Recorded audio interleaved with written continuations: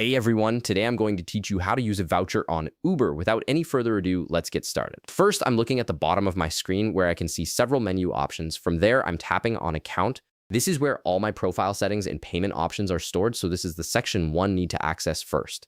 Once that opens up, I'm scrolling through the account menu until I find Wallet. This is the area where Uber stores all my payment methods, credits, and any active vouchers I might have. So I'm tapping on Wallet to open it up and see what's inside. Now that I'm in the Wallet section, I'm looking for the Vouchers option.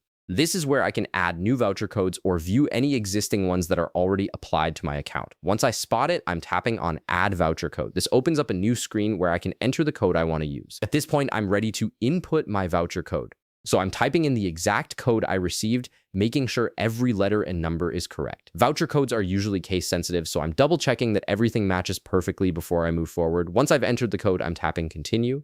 This submits the voucher to Uber so it can verify and apply it to my account, and that's it. The voucher is now added to my Uber wallet and will automatically be applied to your next eligible ride. If this video helped you out, be sure to leave a like, subscribe, and I'll see you in the next one.